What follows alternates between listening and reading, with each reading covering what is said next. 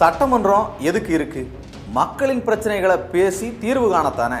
அதுக்கு தானே வாக்களிச்சு மக்களும் உறுப்பினர்களை அங்க அனுப்பியிருக்காங்க. ஆனா எதிர்கட்சி உறுப்பினர்கள் மக்களுக்கான கேள்விகளை கேட்கும் போதெல்லாம் சபாநாயகர் என்ன சொல்றாருன்னு பாருங்க.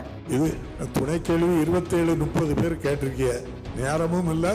அமைச்சர் சொன்ன பதில் எல்லாத்துக்கும் பொதுவான பதில். திமுக அரசு சட்டமன்றம் நடத்துறது பத்தி தேர்தல் வாக்குறுதியில என்ன சொன்னாங்கன்னு மறந்துட்டாங்களா? ஆண்டிற்கு 100 நாட்கள் சட்டமன்றம் நடக்கும், அவை நிகழ்வுகள் நேரலை செய்யப்படும் அப்படின்னு சொல்லி ஆட்சிக்கு வந்த திமுக அரசு 4 ஆண்டுகள் முடியும் நிலையில இன்னும் மொத்தமா 150 நாட்கள் கூட சட்டமன்றம் நடக்கல. அது மட்டுமா, சட்டமன்றம் நடந்த நாட்கள்லையும் எதிர்கட்சி தலைவர் பேசுறத மக்கள் கிட்ட காட்டாம நேரலையை துண்டிச்சு அராஜக சர்வாதிகார போக்குல ஈடுபடுது. சட்டமன்றத்தை தங்கள் கட்சி அலுவலகம் போல நடத்தி சுயப்பெருமை பாடுவதுதான் திராவிட மாடலா?